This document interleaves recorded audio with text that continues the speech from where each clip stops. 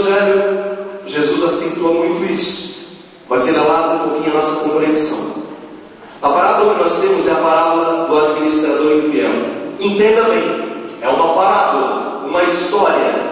Jesus usa essa parábola, essa história, para reforçar um outro fato. Precisamos compreender isso. O homem rico, com esse administrador injusto, esbanjava os seus bens, infiel, ia ser mandado embora, chama as pessoas que estavam devendo para o seu patrão, pergunta quanto cada um devia e pede que coloquem menos na quantia. Ele está roubando novamente do patrão? Talvez não. Alguns exegetas estudiosos da Bíblia nos recordam que a pessoa que era administrador, talvez de uma fazenda, de um bem, ele tinha parceria com o seu patrão. Parte da produção já era dele, e o restante ele entregava ao seu patrão. O que ele está fazendo nesse momento aqui é mais um golpe de esperteza, talvez abrindo mão da porcentagem que lhe cabia, que lhe devia, porque ele sabia que precisava encontrar novos empregos, novas frentes de trabalho. Então talvez estivesse abrindo mão do seu 20%, dos seus 50%. Veja que não é do patrão que ele está abrindo mão, porque o patrão não é elogiado, não é Deus quem elogia, é o patrão que elogia, como quem diz: esse cara é espertalhão mesmo, né? Eu mando embora, ele abriu mão da porcentagem dele, agora vai conseguir emprego em outro lugar. Se aquele que vai contratar não soubesse quem contrata, não o faria, talvez. Diz a palavra que esse homem fez isso e é elogiado pelo Senhor, mas não por Deus. Jesus conta essa parábola não para exaltar a iniquidade do roubo, porque estaria em contradição com o restante da leitura, mas Jesus usa para dizer que em termos humanos muitas pessoas são mais espertas do que nós que somos filhos de Deus. Precisamos ser tão criativos em termos de fé como aquela pessoa que não é de Deus. Precisamos ser tão espertos, sem enganar, em termos de fé, como a pessoa que não é de Deus. Porque o cristão precisa ter discernimento também. Agora, essa esperteza em termos de criatividade, quando se fala do seu trabalho, essa esperteza em termos de relacionamento com as pessoas, de não se deixar enganar, de não se deixar iludir, já que falamos aqui da corrupção eleitoral e política. Essa esperteza é necessária que o homem de Deus e a mulher de Deus tenha, que não seja ingênuo, Jesus vai dizer. Mas ao mesmo tempo ele cobra: seja fiel nas pequenas e nas grandes coisas, pois quem é justo nas pequenas é injusto nas grandes. Se você não é fiel no dinheiro que você tem, o Senhor não vai lhe dar o verdadeiro bem. Aqui estamos falando de investimento.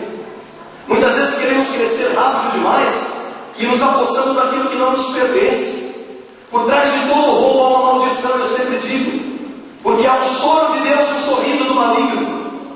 Por trás daquilo que você tenta conquistar e não lhe pertence, não há uma bênção do Senhor e não há bênção duradoura. Eu não tenho dúvida, coloco o meu ministério em jogo nisso.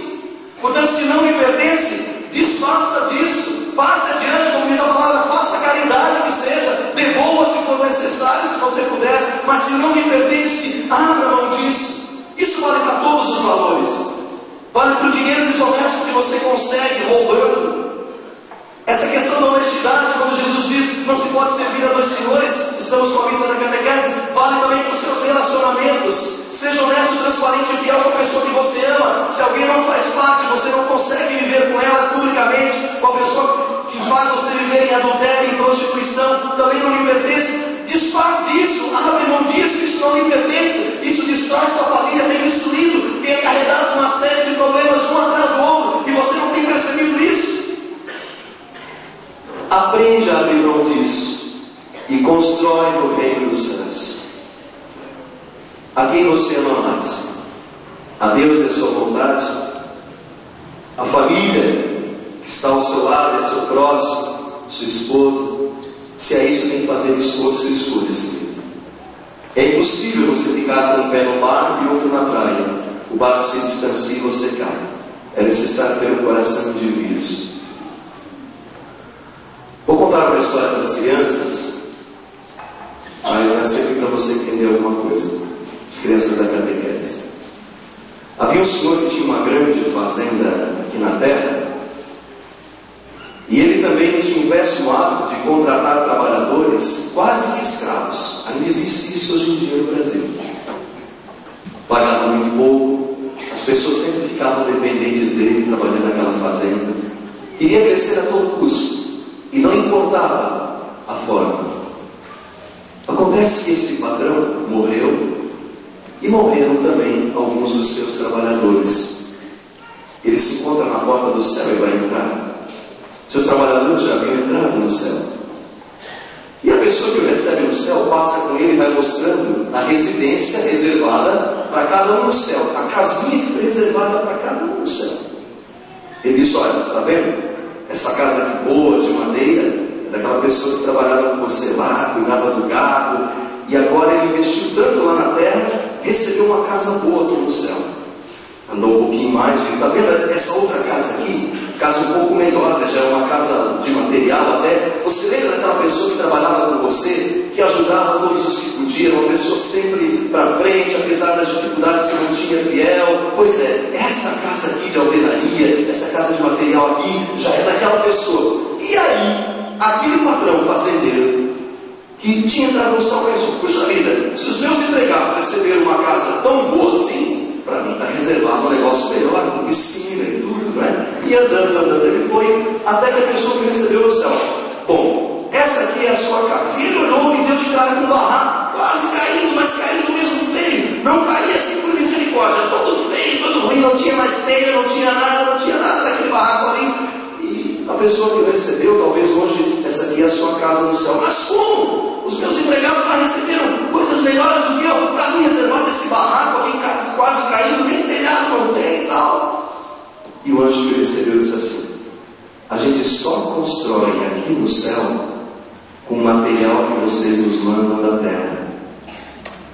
Quem manda material bom para o céu tem uma construção boa no céu. Quem manda material ruim, material podre, não faz nada de bom, é essa construção final que está reservada para essa pessoa. A salvação que Deus nos dá depende da qualidade do material que a gente envia para o céu. Por isso é importante lembrar do pai e a mãe que cada vez que eu busco a Deus, a igreja, que eu venho com eles à igreja, eu estou investindo em material bom. E casa boa é aquela que a gente pode demorar tempo para construir, mas é uma casa sólida, porque foi construída com a ajuda de Deus. Amém? Amém. Que você possa fazer escolhas acertadas na sua vida. Que haja lugar no seu coração para o Senhor, seu Deus, com todo o coração, alma e entendimento. Que você faça uma escolha também para viver retamente. Por isso eu oro por você. Amado Deus, eu peço por cada filho e filha que está aqui nesta noite. Suplico a tua graça, Senhor, para que este homem consiga viver na honestidade. Que não haja mais mentira em seu coração. Que consiga, apesar de toda a dificuldade que tem passado, construir aquilo que é necessário na sua vida com o suor do seu rosto, sem enganar ninguém, sem mentir, com transparência.